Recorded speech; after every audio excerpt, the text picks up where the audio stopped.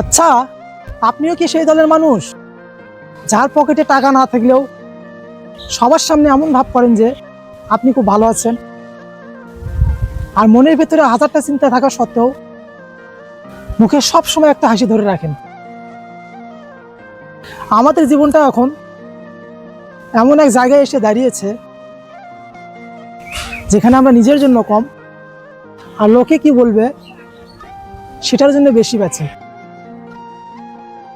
প্রতিদিন সকালে ঘুম থেকে উঠে আমাদের এমন একটা যুদ্ধে নামতে হয় যেখানে জেতার কোনো নিশ্চয়তা নেই,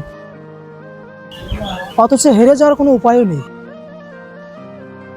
বাসে ট্রেনে জ্যামে আটকে থাকা, বসের কথা শোনা, কিংবা ব্যবসার হাজারটা টেনশন, সব কিছু আমরা মুখ বুজে সহ্য করি। কেন জানেন? কারণ আমাদের কাঁধের ওপর একটা পরিবারের দায়িত্ব আছে। সবচেয়ে বড় বাস্তবতা কি জানেন? এই ব্যস্ত শহরের ভিড়ে আমাদের খোঁজ নেওয়ার মতো মানুষের অভাব নেই। প্রতিদিন অনেকেই জিজ্ঞেস করে কি অবস্থা, কেমন আছো, কিন্তু কেউ হাতটা ধরে বুকে টেনে নেওয়ার বলার মতো একটা মানুষও নেই আমি জানি তুই কতটা কষ্টে আছিস। চিন্তা করিস না, সব ঠিক হয়ে যাবে। আমরা এখন এতটাই যান্ত্রিক হয়ে গেছি যে এখন ক্লান্ত হয়েও একটু জিরিয়ে নেওয়ার মতো সুযোগ পাই না।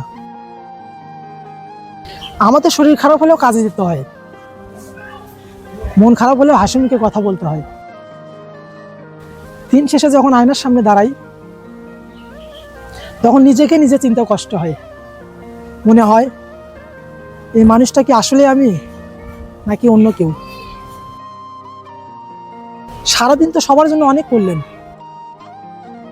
দিন শেষে অন্তত নিজের জন্য একটু বাঁচুন। আজকের এই কথাগুলো কি আপনার প্রতিদিনের জীবনের সাথে মিললো? কমেন্ট করে অবশ্যই জানাবেন।